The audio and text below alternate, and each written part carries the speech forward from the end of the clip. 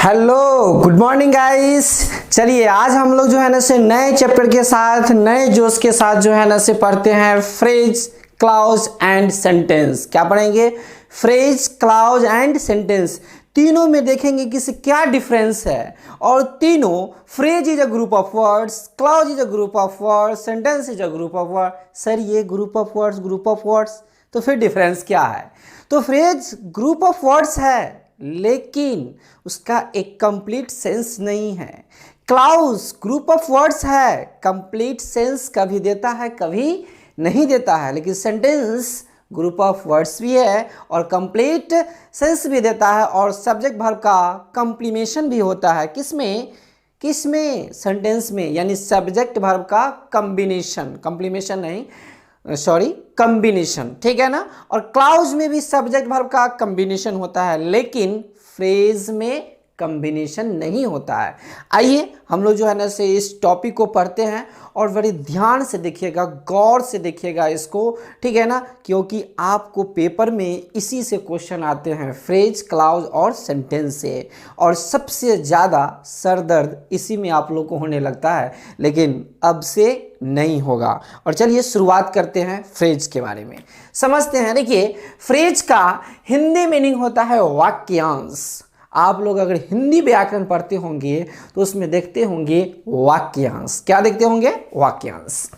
देखिए फ्रेज कर रहा है it is group of words. क्या कर रहा है? It is group of words which mix meaning but can not complete meaning. क्या कर रहा है? क्यों? विच मिक्स मीनिंग, मीनिंग्स तो बनाती है but can not complete meaning, लेकिन कंप्लीट मीनिंग नहीं देती है।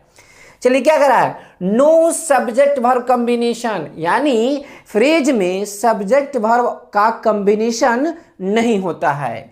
चलिए क्या कर रहा है? तीसरा point, it does not give complete sense, यानी ये कंप्लीट सेंस भी नहीं देता है। कौन? फ्रेज, यानी वाक्यांश।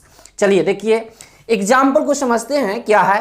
देखिए अ ब्यूटीफुल गर्ल, अगर मैं इससे पूछूं क्या ये कंप्लीट सेंस दे रहा है? नहीं। देखिए अगर मीनिंग कहिएगा तो ग्रुप ऑफ वर्ड्स है। देखिए एक क्या है? अ, एक ब्यूटीफुल और एक गर्ल, यानी तीनों मिलके वर्ड से एक बन गया क्या? फ्रेज। अ ब्यूटीफुल गर्ल, एक सुंदर लड़की। एक सुंदर लड़की के बारे में तो बात कर रहा है, लेकिन ये कौन है सुंदर लड़की? मालूम नहीं। तो देखिए क्या हो गया? A beautiful girl. और ये अ जो आया हुआ है ना, डिटरमिनर्स, यानी आर्टिकल। और आर्टिकल आती किसके लिए है? किसके लिए? किसके लिए? प्रोनाउन के लिए? नहीं। किसके लिए? नाउन के लिए। किसके लिए? नाउन के लिए। यानी ये आर्टिकल किसके लिए है? इस नाउन के लिए, गर्ल के लिए। तो देखिए कि जहां भी अगर आपको डिटरमिनर्स दिखे, और डिटरमिनर्स तो आप तो जानते हैं कि पॉजेसिव भी डिटरमिनर्स होते हैं, माय, आवर, योर, हिज, हर। उसके बाद हम जानते हैं आर्टिकल्स में अ, अन, द।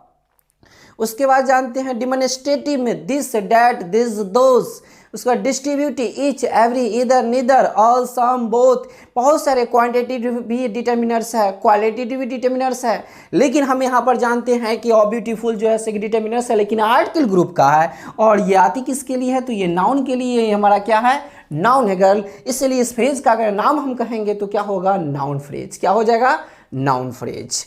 देखिए क्या है? इन प्लेस ऑफ, के बदले में। क्या है? के बदले में। इन प्रेप है, प्लेस क्या है? नाउन है, ऑफ प्रेप है, यानी तीनों वर्ड से मिल गया इन प्लेस ऑफ, यानी ग्रुप ऑफ वर्ड है, लेकिन एक कंप्लीट नहीं है। किसके बदले में? ये मालूम नहीं चल रहा है।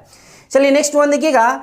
एनी, दूसरा पॉइंट क्या कर रहा है कि हम कैसे समझेंगे कि ये नाउन फ्रेज है, हम कैसे समझेंगे कि वो एडजेक्टिव फ्रेज है, हम कैसे समझेंगे कि वो एडवर्ब फ्रेज है। तो उस पॉइंट को समझ लेते हैं कि कैसे समझ जाएंगे कि नाउन फ्रेज है। पहले आते हैं और नाउन फ्रेज के बारे में जानते हैं। एनी ग्रुप ऑफ वर्ड्स, क्या कर रहा है? Any group of words which begin with determiners act like a noun phrase. क्या कर रहा है कि अगर आपको डिटरमिनर्स दिखे, क्या दिखे? डिटरमिनर्स। डिटरमिनर्स में कोई भी डिटरमिनर्स हो, चाहे वो this, that, this, those, my, our, your, his, her, कुछ भी अगर डिटर्मिनस देखिए आर्टिकल ऑन द और उसके बाद देखिएगा कि नाउन जरूर एंड में होगा। कहाँ होगा? एंड में होगा। तो वो फ्रेज ग्रुप ऑफ जो वर्ड्स होगा जिसमें सब्जेक्ट वर्ब का कॉम्बिनेशन नहीं होगा, उस फ्रेज को हम डिटर्मिनस वाले फ्रेज को क्या बोलेंगे? क्या बोलेंगे? एडजेक्टिव फ्रेज नहीं, नाउन फ्रेज। क्या बोलेंगे? Noun phrase. चलिए देखिए यहां पर अ बॉय, एक लड़का, यहां पे क्या है? A boy. A good boy, देखिए बॉय क्या है? नाउन है, इसका मतलब कि यहाँ पे डिटर्मिनस है और ये इसके लिए आया हुआ है, ठीक है ना। और बॉय को क्वालिफाई करने के लिए क्या गया? एडजेक्टिव। क्या गया? एडजेक्टिव। तो एडजेक्टिव का काम ही है नाउन या प्रोनाउन को क्या करना? क्वालिफाई करना। चलिए आते हैं नेक्स्ट वन। देखिए अ है तो जरूर कहीं ना कहीं नाउन होगा छुपा हुआ, यहाँ है, देखिए क्या है? नाउन। उसके बाद देखिए क्या है? गुड। इसका मतलब इस नाउन की विशेषता को बताने के लिए क्या आया? Good, adjective. उसके बाद देखिए वेरी, इस गुड की विशेषता को बताने के लिए क्या आया? Very, adverb. क्या आया? एडवर्ब। यानी अ वेरी गुड बॉय, एक बहुत अच्छा लड़का। एक बहुत अच्छा लड़का कौन है? नहीं मालूम है, कंप्लीट सेंस नहीं है, लेकिन क्या है? ग्रुप ऑफ वर्ड्स है, तो ये क्या है? फ्रेज है। लेकिन अगर पूछे कि फ्रेज में कौन सा फ्रेज, तो नाउन फ्रेज। कौन सा फ्रेज? Noun phrase. चलिए नेक्स्ट देखते हैं। देखिए टू, ये क्या है? एक न्यूमरल को डिनोट्स करता है। 2 डजन्स, आपको पेपर में ऐसे भी आ जाता है 2 डजन्स, ठीक है ना। 2 डजन एग्स। तो देखिए डजन्स नहीं होगा, ये डजन्स नहीं होता है, डजन ही होता है, क्योंकि डजन में हम जानते हैं कि 12 होते हैं, इसलिए डजन्स नहीं। क्या होगा? 2 डजन एग्स। अब वैसे भी हम जानते हैं कि जब कोई न्यूमरल आ जाए, क्या आ जाए? कोई न्यूमरल आ जाए, उसके बाद कोई इसका यूनिट आ जाए और यूनिट के बाद कोई नाउन आ जाए, तो यूनिट हमेशा सिंगुलर आते हैं। ये ज़्यादा हम डिटेल नाउन में करते हैं, यहाँ पर सिर्फ समझिए फ्रेज। तो 2 डजन एग्स एक नाउन फ्रेज है। क्या है? नाउन फ्रेज है। आते हैं और देखते हैं एग्जाम्पल, ये ई को देखते हैं। देखिए क्या है? माई हाईली इंटेलिजेंट स्टूडेंट। क्या है? माई हाईली। यहाँ पर देखिए आपको पेपर में लिखा हुआ रहेगा हाई। क्या लिखा हुआ रहेगा? हाई। तो आप जानते हैं कि हाई भी एक क्वालिटेटिव एडजेक्टिव है और इंटेलिजेंट भी क्वालिटेटिव एडजेक्टिव है। तो दो मैनर बताने के लिए, क्वालिटी बताने के लिए एक साथ एडजेक्टिव नहीं आएंगे। तो हम जानते हैं कि एडजेक्टिव में एल-वाई लग जाने से क्या बन जाती है? क्या? एडजेक्टिव नहीं, एडजेक्टिव में एल-वाई लग जाने से एडवर्ब। क्या बन जाती है? एडवर्ब। तो माई हाईली, यहाँ पर हाई नहीं होगा, हाई अगर दे दिया पेपर में तो वहीं पे एरर बन जाएगा। क्या बन जाएगा? एरर बन जाएगा। तो क्या हो जाएगा? माई हाईली इंटेलिजेंट स्टूडेंट। और देखिए स्टूडेंट है, इसका मतलब कहीं ना कहीं डिटर्मिनर है, और है डिटर्मिनर क्या? माई, यानी इसके लिए ये है। क्लियर है पॉइंट? चलिए तो यहाँ पे ये हाईली क्या हो गया? एडवर्ब। इंटेलिजेंट क्या हो गया? एडजेक्टिव। यानी इस फ्रेज को पूरे कहा जाए माई हाईली इंटेलिजेंट स्टूडेंट, तो एक नाउन फ्रेज है। कौन सा फ्रेज है? Noun phrase. चलिए देखिए अ वेरी क्लेवर बॉय। देखिए बॉय यानी अ है तो इसका मतलब बॉय है, नाउन है। क्लेवर क्या है? एडजेक्टिव है। तो वेरी क्या है? एडवर्ब है। ये भी एक नाउन फ्रेज है। देखिए एक नेक्स्ट वन क्या कर रहा है? She sang a song her favourite song. अब कह रहा है कि सी सैंग, उसने गाया गीत, लेकिन कैसा गीत गाया? यानी उसका जो सैंग जो गाया कैसा? उसका जो फेवरेट था वही तो गाया। तो यहाँ पे जो फेवरेट है एक पूरे तरीके से कहा जाए तो सी सैंग सब्जेक्ट हो गया, ये वर्ब हो गया, यानी प्रेडिकेट हो जाएगा। तो एक तरीके से इधर क्लाउज हो जाएगा। लेकिन हमारा जो हर फेवरेट सॉन्ग है ये क्या है? फ्रेज है। ये क्या है? फ्रेज है। ये क्या है? फ्रेज। चलिए नेक्स्ट वन देखिए, she likes the cake with cherries. अब देखिए अगर हम डायरेक्ट बोले कि द केक विद चेरीज तो कोई मीनिंग नहीं निकलेगा। लेकिन अगर हम जैसे ही कहेंगे सी लाइक्स, वह लाइक्स करती है, क्या लाइक करती है? केक चेरीज के साथ। तो यहाँ पे क्या हो जाएगा? ये जो मेरा बना हुआ है देखिए, इस लाइक्स तो वर्ब है और ये क्या है? सब्जेक्ट है। तो इसका जो है कॉम्बिनेशन, सब्जेक्ट वर्ब का कॉम्बिनेशन है, तो ये क्लाउज हो जाएगा। लेकिन हम जैसे ही बोलेंगे द केक विद चेरीज तो एक फ्रेज हो जाएगा। और फ्रेज में अगर आपसे पूछे कि कौन सा फ्रेज है, तो देखिए वर्ब के बाद आने वाला ऑब्जेक्ट। एक बात और जान लीजिए कि जो व्हाट, हु और हुम का जो रिप्लाई दे दे, किसका? व्हाट का। किसका? यहाँ पर थोड़ा ध्यान दीजिएगा, व्हाट का, हु का और होम का जो भी रिप्लाई देगा, ये समझिएगा कि क्या है, नाउन फ्रेज। क्या होगा, नाउन फ्रेज। क्या हो जाएगा, नाउन फ्रेज, क्योंकि व्हाट हु हुम का रिप्लाई देने वाला या तो सब्जेक्ट बनेगा या तो ऑब्जेक्ट बनेगा, और सब्जेक्ट ऑब्जेक्ट नाउन नहीं तो प्रोनाउन ही बनते हैं, इसलिए वो क्या कहलाते हैं, नाउन फ्रेज। क्या कहलाएंगे, नाउन फ्रेज। तो ये क्या हो गया, सी लाइक्स द केक। यहां से देख रहे हैं द केक विद चेरीज, एक फ्रेज है। कौन सा फ्रेज, नाउन फ्रेज। एनपी का मतलब समझिएगा, नाउन फ्रेज। देखिए नेक्स्ट वन है, क्या है कि the book is lying on the table. The book is के बाद है लाइंग ऑन द टेबल, तो ये ऑन द टेबल एक फ्रेज है। क्या है, फ्रेज है। और वैसे भी हम जानते हैं कि किसी प्रेप के बाद जो आती है वो ऑब्जेक्ट ही आता है, तो ये द टेबल ऑब्जेक्ट के रूप में है, तो नाउन फ्रेज हो गया। तो क्या कर रहा है, I love my 2 beautiful daughters. तो यहाँ पर देखिए लव वर्ब है, तो इसका मतलब ये ऑब्जेक्ट के प्लेस पे है, और जब ये ऑब्जेक्ट के प्लेस पे है तो इसका मतलब ये भी क्या है, नाउन फ्रेज है। क्या है, नाउन फ्रेज है। क्लियर हो गया इस पॉइंट को, नाउन फ्रेज अच्छे से समझ गए कि नाउन फ्रेज के लिए डिटर्मिनर्स आएगा तो नाउन फ्रेज है, व्हाट हु हुम का रिप्लाई दे देगा तो भी क्या है, नाउन फ्रेज है। लेकिन अगले चलिए क्या कर रहा है, the kids are afraid of dark, मतलब बच्चे जो है किससे डरते हैं, डार्क, अंधेरे से। तो इसके रिप्लाई कौन दिया, अफेयर्ड। ये है क्या, एडजेक्टिव, इसलिए इसका हम कह सकते हैं कि ये कौन सा फ्रेज है, एडजेक्टिव फ्रेज है। कौन सा फ्रेज है, एडजेक्टिव फ्रेज है। क्लियर है पॉइंट। नेक्स्ट वन देखिए, सी बिहेव वेरी वेल, मतलब वहां पे क्या करना चाहती कि वह व्यवहार जो करती है बहुत ही अच्छा। तो यहाँ जो है वेल, वेल क्या है, एडजेक्टिव, लेकिन ये है वेरी, और ये वेरी वेल है किस पे डिपेंड, तो इस पे, और ये है क्या, वर्ब। तो जानते हैं कि वर्ब को क्वालिफाई करने वाला कौन होते हैं, एडवर्ब। कौन होते हैं, एडवर्ब। तो इसका मतलब ये क्या है, एडवर्ब फ्रेज। क्या है, एडवर्ब फ्रेज। तो ये आपको कुछ एग्जाम्पल के जरिए आपको ये फ्रेज क्लियर होगा, इसको नोट कीजिए, फिर हम आगे बढ़ते हैं। चलिए, जिस प्रकार से अभी फ्रेज के बारे में समझे हैं, बड़ी बारीकी से समझे हैं, ठीक उसी प्रकार से क्लाउज को समझते हैं कि क्लाउज क्या है। देखिए फ्रेज के बारे में बताया कि फ्रेज क्या है, ग्रुप ऑफ वर्ड्स है, सब्जेक्ट वर्ब का कॉम्बिनेशन नहीं है, और कंप्लीट सेंस भी नहीं देते हैं और कंप्लीट मीनिंग भी नहीं देते हैं। लेकिन क्लाउज भी क्या है, ग्रुप ऑफ वर्ड्स है, कंप्लीट सेंस होते हैं, कभी कभी ये कंप्लीट मीनिंग भी देते हैं और कभी नहीं भी देते हैं। और यहाँ पे एस वी का यानी एस वी ओ का और वी ओ का कॉम्बिनेशन होता है, यानी सब्जेक्ट वर्ब का कॉम्बिनेशन होता है किसमें, क्लाउज में। और क्लाउज का हिंदी क्या होता है, उपवाक्य। क्या होता है, उपवाक्य। तो समझिएगा क्या कर रहा है कि clause it is group of words. Clause क्या कर रहा है, it is group of words. पहला पॉइंट ये कर रहा है कि ग्रुप ऑफ वर्ड्स है।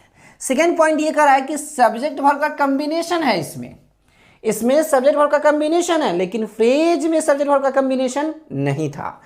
इट कैन कंप्लीट सेंस, और फिर कह रहा है it can not complete sense. इसका मतलब कि कभी ये कंप्लीट सेंस देगा और कभी ये नहीं देगा, और जस्ट थोड़ा देर के बाद हम बताएंगे ही कि कब ये कंप्लीट सेंस देगा और कब नहीं देगा। सर पता कैसे चलेगा, वो भी पता चल जाएगा। देखिए आधे और समझते हैं इसको एग्जाम्पल से। क्या कर रहा है कि सी sang the song which was her favourite one. Which was क्या है, which was her favourite one. देखिए यहाँ पर क्या है, ये एक सब्जेक्ट है और ये एक वर्ब है, यानी ऐसे भी हम कह सकते हैं कि ये पूरा का पूरा एक प्रेडिकेट है। क्या है, प्रेडिकेट है, तो इसका मतलब क्लाउज है। और देखिए विच वॉज जैसे ही वर्ब है तो इसका मतलब ये सब्जेक्ट है। तो जब सब्जेक्ट है तो ये पूरा का पूरा क्या है, क्लाउज है। ये क्या है, क्लाउज है। क्लियर है। अगर हम पूछे कौन सी क्लाउज है तो पहले इसको समझ लीजिए क्लाउज है कैसे। What he said was not true। आप देखिए यहाँ पर क्या है, पर यहाँ से यहाँ तक कहा जाए तो ये प्रेडिकेट है।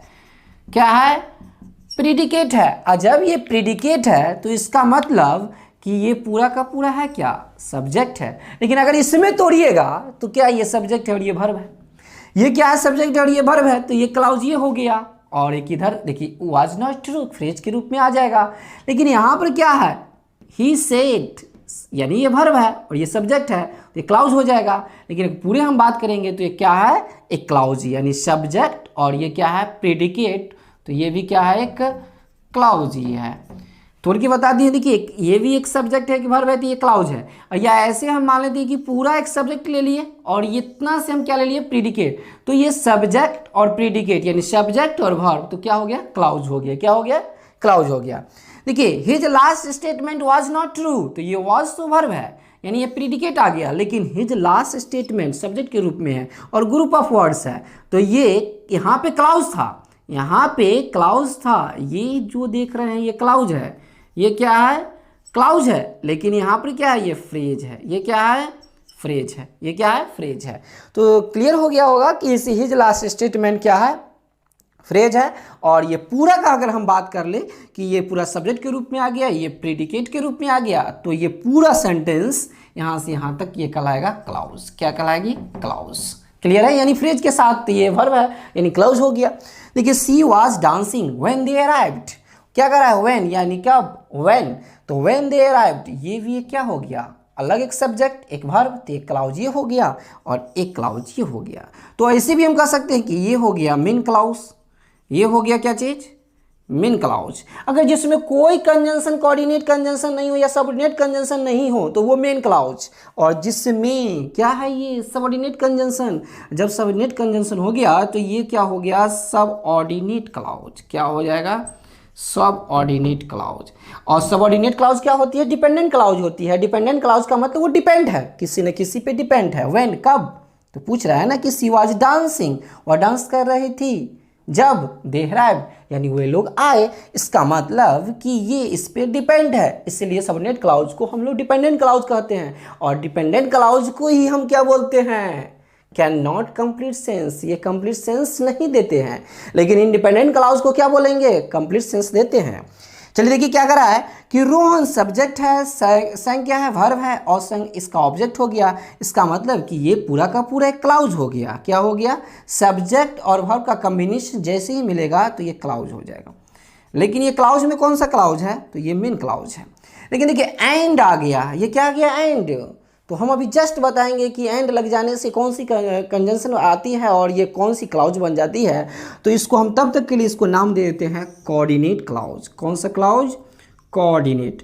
और कोऑर्डिनेट क्लाउज क्या होती है, क्या होती है, इंडिपेंडेंट क्लाउज। क्या होती है, इंडिपेंडेंट क्लाउज, यानी किसी पे ये डिपेंड नहीं है। आप ऐसे भी इसको बोल सकते हैं अलग भी, Rohan sang a song, we enjoyed his singing, अलग भी बोल सकते हैं, लेकिन जो डिपेंडेंट होती है उसको अलग नहीं कर सकते हैं। एक और बात खास, ये तो कॉमा जो देते हैं आपकी मर्जी लगा भी सकते हैं, लेकिन एसएससी चाहे कोई भी बैंकिंग अगर पेपर आते हैं तो इसमें इस कॉमा का वैल्यूशन नहीं होता है, लेकिन कोऑर्डिनेट कंजंक्शन के साथ जो है ना से कॉमा हम लगा सकते हैं, लेकिन सबऑर्डिनेट के साथ नहीं लगाते हैं। देखिए Rohan sang a song after when, कब, तो after they had all arrived, जब सब लोग आए। तो यहाँ पर क्या हो गया, व्हेन आया ना, यानी व्हेन कब की बात कर रहा है, तो ये टाइम की बात कर रहा है, तो ये हम इसको क्या कहेंगे, क्लाउज है। लेकिन कौन सी क्लाउज है, आफ्टर है तो सबऑर्डिनेट क्लाउज है, सबऑर्डिनेट क्लाउज है। अब देखिए हम जो बांटेंगे कि कैसे वो सबऑर्डिनेट क्लाउज सर पकड़ लेते हैं और कैसे कोऑर्डिनेट क्लाउज है, तो उससे पहले थोड़ा सा हम बात को जानते हैं कि कंजंक्शन के बारे में। यहाँ पे हम लिखते हैं कि कंजंक्शन, और ये कंजंक्शंस को जो है ना से हम लोग दो टाइप्स में बांटते हैं। एक है हमारा कोऑर्डिनेट कंजंक्शन, क्या है, कोऑर्डिनेट। और कोऑर्डिनेट कंजंक्शन जो है, कोऑर्डिनेट कंजंक्शन देखिए इसको न्यूमेरिक्स के जरिए हम लोग याद रखते हैं, क्या है, फैन वॉइस। क्या है, फैन वॉइस। फैन वॉइस से हम पूरा कोऑर्डिनेट कंजंक्शन को याद रखेंगे। कौन कौन है, चलिए, एफ से है फॉर, ए से है एंड, एन से है नॉर, बी से है बट, ओ से है और, वाई से है येट, एस से है सो, एक्सेट्रा। यानी फैन वाई जैसे ही देखिए तो वो क्या है, कोऑर्डिनेट कंजंक्शन का ग्रुप है। तो कोऑर्डिनेट कंजंक्शन आ जाए तो कोऑर्डिनेट क्लाउज। कौन सी क्लाउज, कोऑर्डिनेट क्लाउज। और जब बाकी बात जिसमें अगर कोई फैन वाइज नहीं है तो क्या हो जाएगा, वो सबऑर्डिनेट कंजंक्शन हो जाएगा। क्या हो जाएगा, सबऑर्डिनेट कंजंक्शन। और जब ये सबऑर्डिनेट कंजंक्शन हो जाएगा तो ये फैन वाइज को छोड़ करके क्या आ जाएगा, after, if, before, until, unless, till, although,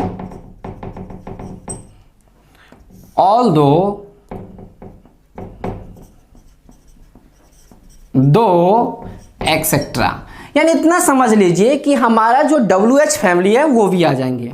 लिख देता हूं, WH फैमिली के भी वर्ड आ जाएंगे। यानी व्हेन, व्हाई, हाउ, व्हाट, ये जितने भी है WH फैमिली के वो भी किस में आ जाएंगे, सबऑर्डिनेट कंजंक्शन में। किस में आ जाएंगे, सबऑर्डिनेट कंजंक्शन में। और कोऑर्डिनेट कंजंक्शन का क्या है, फैन वाइज। चलिए इस दोनों को समझ लीजिए कि जहां पे अगर कोऑर्डिनेट कंजंक्शन वर्ड आ जाए यानी क्या, फैन वाइज। कौन कौन, फॉर, एंड, नॉर, बट, और, येट, सो।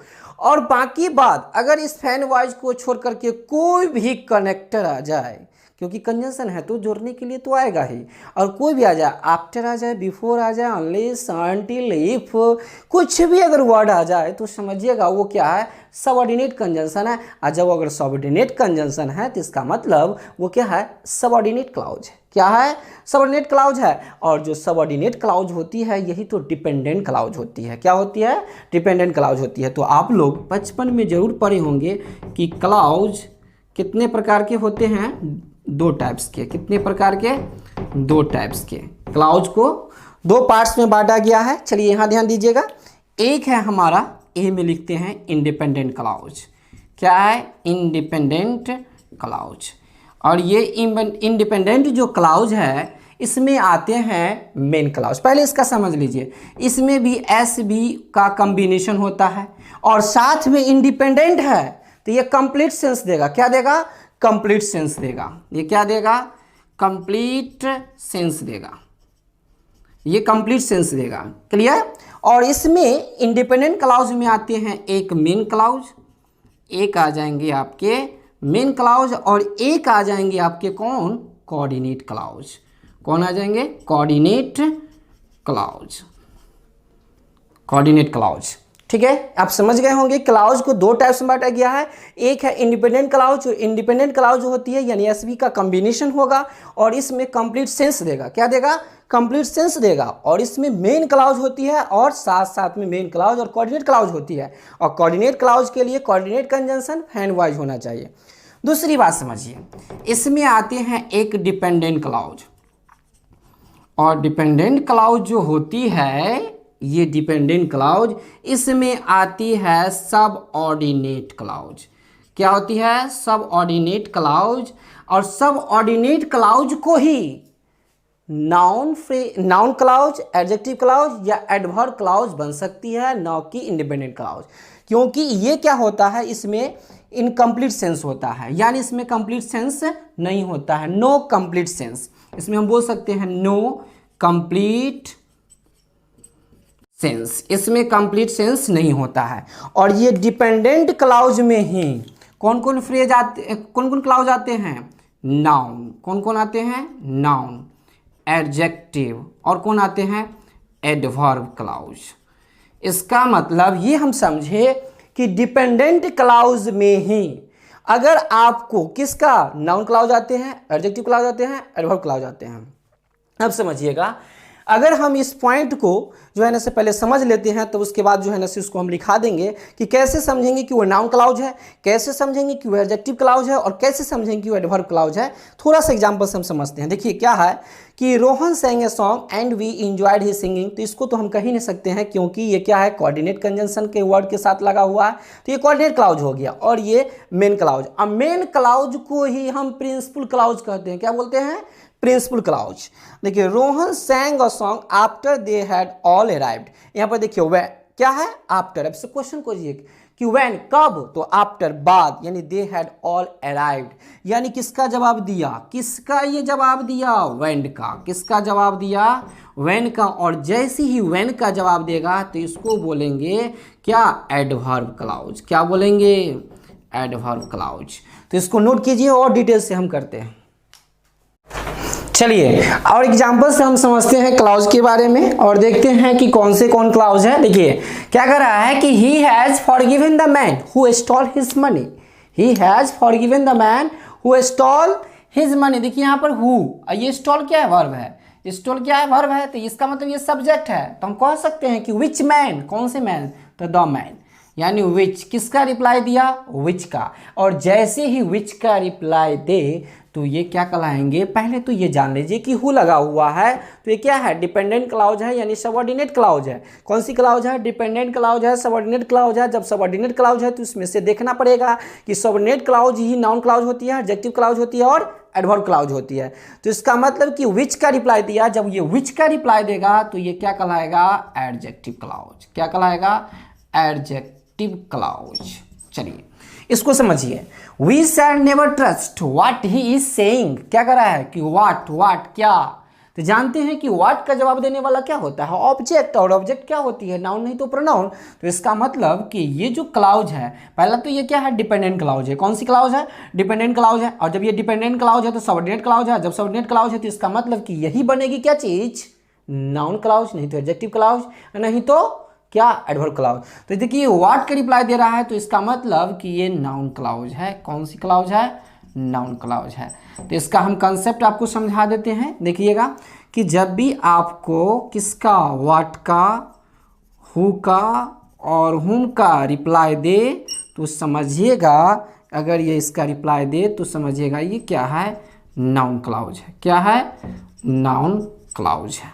क्लियर, समझ गए होंगे। देखिए उसके बाद व्हाट काइंड ऑफ, ये पहला पॉइंट है।